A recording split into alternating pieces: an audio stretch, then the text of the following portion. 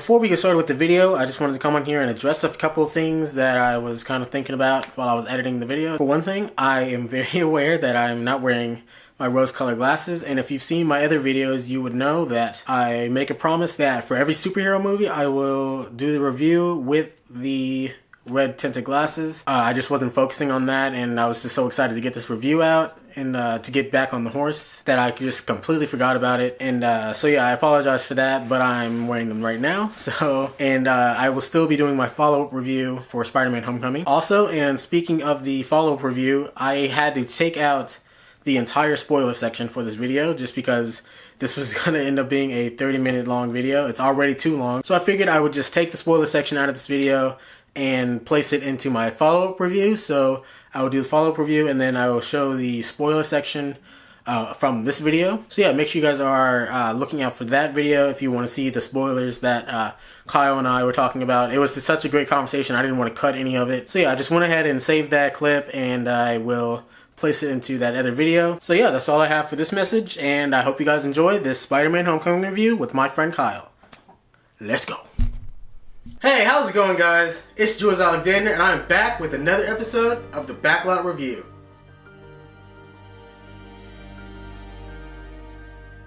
Now today's a special episode because I have my good friend Kyle here to do the review with me. Say hi, Kyle. What's up? How you guys doing? And today's video is about a special movie that I've been waiting for all year long. It is finally here, and it was, well, I don't want to spoil my review or anything, so. But that movie is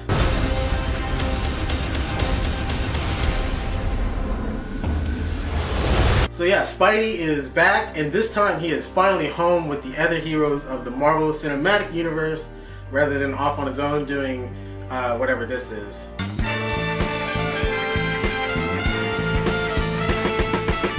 So yeah, for the very first time, we have Spider-Man in the MCU with Iron Man and Captain America. All of them, people have really been getting into the Marvel Cinematic Universe the last almost 10 years now. It feels good to finally have Spider-Man into that fold and into this universe, and to be able to interact with characters that we've grown up to love over the last 9 or 10 years. So yeah, with that being said, let's just jump right into the good. Roll the clip.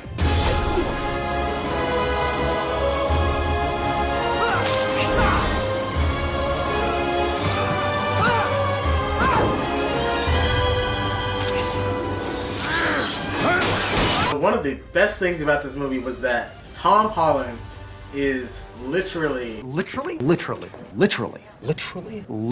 Peter Parker, okay? He just plays the perfect Peter Parker right off the pages of the comic books, right out of the cartoons and everything, and I absolutely loved him. I really liked him a lot in Civil War last year, so I really wasn't all that worried about Tom Holland as Peter Parker going into this movie, and I definitely didn't feel that way coming out of the movie as well. He was just perfect, he was clever and funny, but at the same time he had some of those emotional beats that you get from your typical Peter Parker. It may not have been as dark as the Tobey Maguire portrayal or the Andrew Garfield portrayal. You know, another point about this movie is that the tone was very lighthearted and very energetic and everything like that, which is how it should be for a Spider-Man movie. He's one of the brighter characters in Marvel Comics, so it's like when you have a character that's so energetic and so bright, he's supposed to see the brightness in all these situations he's in. In this movie, it was definitely brighter and felt more like the Marvel Comics universe versus a Spider-Man universe or anything like that, if that makes any sense. So. Yeah, I thought Tom Holland did a great job. My favorite part about Tom Holland is just like how relatable it was to see him as the actor and like as that character. It was like, it was cool to see like a younger face for Spider-Man, I thought. It was more like easy to identify, you know, with that, because that was my favorite hero growing up, Spider-Man. So it's like, it was really cool to be able to identify with those same emotions, like from my childhood, and to see that. And I thought he was like super like funny. He was like very, his humor really fit the role, I thought, and so I thought it was really cool to see that. As this character. Absolutely, yeah. And then just like the other thing about this movie is that there is just so much Spider-Man in this movie. I mean, it just seemed like there was just so much of him like dealing with the suit and always in this, you know. And that's a point in the movie too, where he's like always wanting to be Spider-Man. He's always wanting to get in the suit and save the day. You know, I've seen a lot about how the pacing is a little weird in this movie, but I felt like him being in the Spider-Man suit really helped me with that. Because at some points it did seem like the movie was a bit longer than it actually was. It's just that there are so many like action set pieces in this movie that it can feel like it's a bit longer than a normal movie. Because usually you go into a superhero movie and there's like, there's the first conflict, second conflict, third conflict. It feels like there's like 4 or 5 like central main conflicts in this movie, and the fact that we're already going into this movie loving the Spider-Man really made this movie special in that way. So yeah. I thought it was cool also to see just like the innocence that Spider-Man had in the movie, and like you were saying, like there was so much Spider-Man. Like it was almost like in all the other Spider-Mans, you couldn't really tell that like the actor or the character like wanted to embrace Spider-Man, but in this movie it was like completely different. It seemed like Tom Holland or Spider-Man really wanted to be Spider-Man. Like he was excited about it, and it was like, I don't know, it was just a way like different take on it. So I thought it was cool to see that. Now with that being said, there was a lot of Spider-Man in this movie, and going into this movie, everybody's like, oh, this is just Iron Man 4 because of all the because of all the promotion that Iron Man got in this movie, and the Avengers Tower being in all the posters and stuff like that. Really going into this movie, I really felt like they had the perfect amount of Iron Man. He only showed up when he needed to. He didn't help like fight the Vulture or anything like that. It was really Spider-Man's movie in all the right ways. Yeah. And Iron Man was just there to maybe like push the plot along or put some emotional impact into what Spider-Man is doing as he's going through these like growing phases as a hero. In this universe, he's just been Spider-Man for a few months now, so to have this older, more experienced superhero come in and say, hey, this is not how you do this, or this is how you do that, and having it being Iron Man, the person that started this whole Marvel Cinematic Universe in the first place, I feel like it was a really good segue to bring Spider-Man into this universe. Especially since you have the general audience that typically doesn't keep up with these kind of things. If you don't promote this movie as being in the Marvel Cinematic Universe, if you don't show the Avengers Tower in every poster, people are going to go in thinking, oh, this is just another Spider-Man reboot, rather than this being something so much more than that. Yeah, definitely. Yeah. Also, I thought it was really cool how they like put the two characters in their past like together.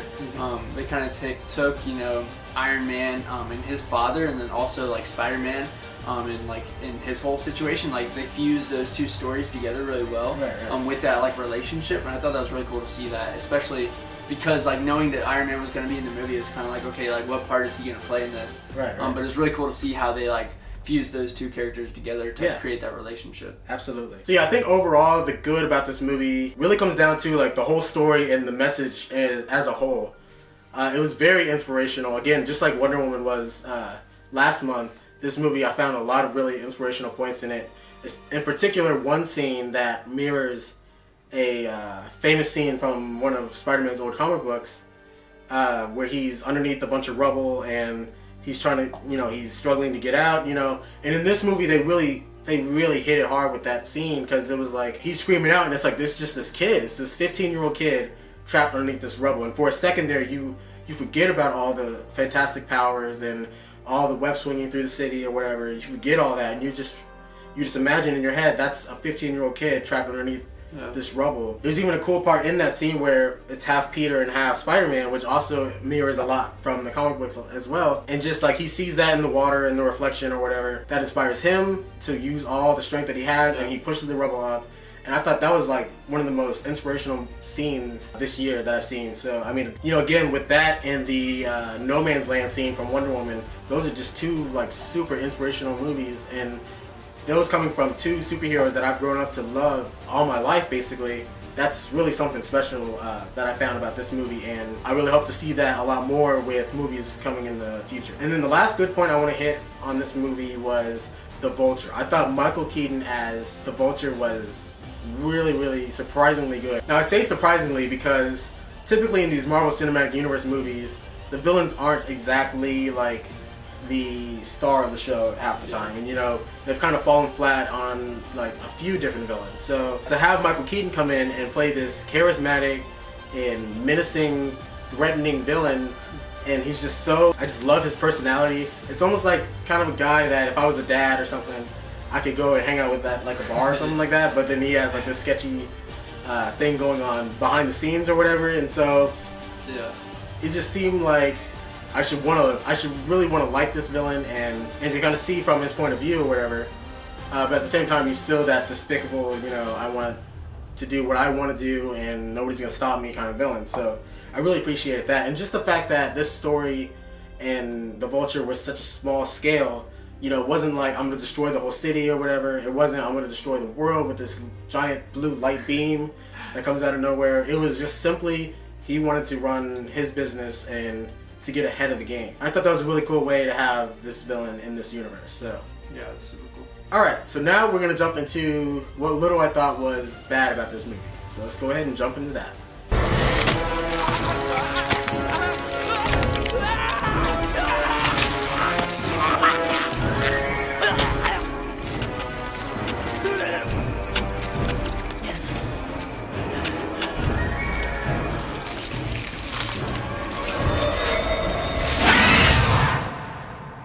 Alright, so the main thing that I kind of had issue with was some of the jokes in the movie were just a tiny bit immature. You know, I know this is a younger group of kids, you know, so it's not like you have adults playing teenagers or anything like that. You know, we have teenagers playing teenagers. And so some of the jokes just really kind of went, not really over my head, but just really didn't land for me. There's literally a scene like in the bathroom with Happy Hogan, and I was just like, why? Like, this is the most... It was just kind of cheesy a little bit. Very cheesy. You know, and again, like, going back to what I said was good, you know, the lightheartedness in this movie. Just going off of that, I feel like if you had just the lighthearted tone, the jokes would have kind of managed themselves, but instead of, like, forcing that humor in there, it kind of made things a little bit muddy in certain scenes or whatever. And it made me dislike, not all of them, but some of the younger cast members that were just kind of there just for the laughs. I actually really kind of liked Ned and the actor who played him. I thought he had a really good relationship with Peter. But again, there were certain moments where, you know, like he's talking to Peter about like his powers, and he's like whispering to him, was like, "Hey man, can you create an army of spiders?" And it's like, dude, there's kids like right there. You're all geniuses because you go to this prestige school. You're telling me that people aren't like hearing this right now? Yeah. And you know, they played it off for jokes, but you know, part of me was just like, it didn't feel real. It didn't like feel like real humor. Like, I feel like a lot of the jokes were like really good, but a lot of the jokes was like, it was just like almost scripted humor that, like, you know, I don't know, you wouldn't even expect in the real world, which made it like not as funny. Yeah. But yeah. And then probably the most controversial thing about this movie is the Michelle equals MJ scene towards the end of the movie. I just, as a comic book fan, you know, we tend to get kind of irritated when things like this happen. I'll admit I was irritated back when the Mandarin wasn't really the Mandarin that I know. But at the same time, I'm pretty tolerant when it comes to changes for, you know, change's sake. For example, like Ned's character, I wasn't upset that he's not who he is in the comic books or that he resembled somebody else in the comic books. But the whole Michelle Jones equals MJ, oh, my friends call me MJ, that just really seemed forced, and it seemed almost like a last minute decision. Like, they were like there the day and they're like, hey, what if we call her MJ? It's like, oh yeah, that'd be funny. It's like, no, it's like either make her Mary Jane or make her Michelle. Don't try to make her both, because she's not both. She's clearly her own character, so just make her her own character, you know? That was dumb. And then the last thing that I kind of wanted to hit on, just the whole emphasis on this being called Spider-Man Homecoming. Homecoming is about 2 to 3, maybe 5 minutes of this movie, and you know, so it's like going into this movie, like people are like, oh, Spider-Man Homecoming is going to be about homecoming, about like, oh, who's he going to take to the dance, and is it going to be Michelle, is it going to be Liz? Oh, man, it's just such a fail, because like literally even after the movie, like I didn't even know it was homecoming. Like I honestly thought it was prom. Like right. Oh man, and even like I don't know, I felt like they could have at least like even tied that into the rest of the movie. Like even in like the plot of the movie, like I wish that there would have been more of an idea of like homecoming, or like I don't know, it didn't seem like they even. I don't know. It seemed like they should have renamed the movie. Yeah, honestly. Right. It's just like the whole homecoming thing really took a backseat to everything else, and that's fine. But just like maybe think of a better name. Yeah. The only other bad thing that I really noticed was just how it didn't really give me that same feeling as when I was a child. Like, I don't know, those original feelings that I had when I saw the Spider-Man, like especially like the backstory. Like there was really no introduction to his like past. Especially like with Aunt May and stuff, and so I don't know, it's just like it was hard to see that stuff, and so it didn't give me that same energy going into like the movie, the way like the movie started and stuff, which I still think they did a good job, but it just wasn't the same like emotions around that.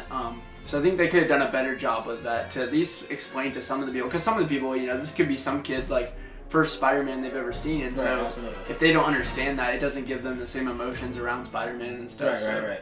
And I mean, I get the whole reason around why they didn't go back and, you know, straight up shoot Uncle Ben, or, you know, do the whole spider bite thing. I get that. At the same time, though, it would have been nice to have some sort of mention of those events happening. We get like literally a line from Tom, who mentions it to Ned about how he got bit by a spider. There's no like backstory on that at all. And there really is. They didn't even say Uncle Ben in the movie. I don't think so. So it's like at least getting those mentions would have negated the need for having those like actually filmed in the movie.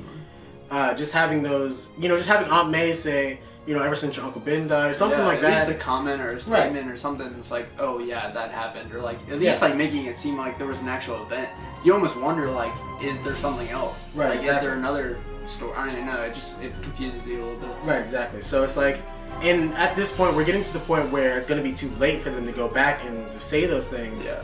And so in the next movie, I'm afraid that, you know, they may try to throw in a little bit of emotion between Aunt May and Peter and the whole Uncle Ben thing, but by then it's going to be too late. People are going to already forget, you know, or just not really care that much about, you know, Uncle Ben and all that stuff because you didn't have it in this first movie. So yeah, I mean, I just literally wanted like one line, or even just like maybe just even like a small like flashback of not even Uncle Ben like dying or anything, but just like him like saying or interacting with Peter. Visits the grave or something. Yeah, like just anything of him like having some kind of emotional impact on losing Uncle Ben, because I really didn't feel it at all in this movie. Yeah, it was almost like the character, like it was almost like Peter was like too joyful, like too happy. I mean, like think about that. If that were something that happened, like the life that he's living, like you think there would be a little more emotion around that, right? Or, you know, I mean, there'd be a little bit more a part of his story, right? And a part of his decision making, but exactly. It just didn't seem like especially since the whole Uncle Ben thing probably happened like you know, only like several months ago in this timeline. So,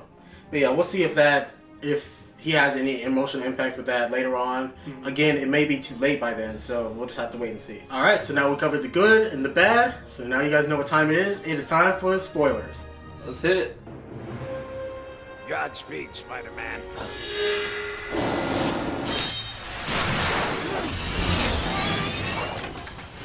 Oh. Peter.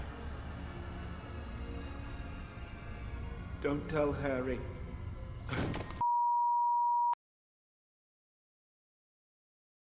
Alright guys, so overall, I really loved this movie, and again, as a huge Spider-Man fan, this is definitely in my top couple of Spider-Man movies. This will have been the 6th Spider-Man movie, and so in that lineup of 6, this is definitely my second favorite. Just under Spider-Man 2 for me. What about yours? Yeah, for me, I think it ranks right at number 3. So my favorite is the first one, the original Spider-Man, and the second one was probably my second favorite too. That was a good one. Gotcha. But the third one was probably be this one. I thought it was a great movie. It was really funny, and it was the action scenes were great, and just like the different relationships with the characters. I thought they did a great job with all that. My overall rating for Spider-Man: Homecoming is going to be 5 out of 5 spider signals.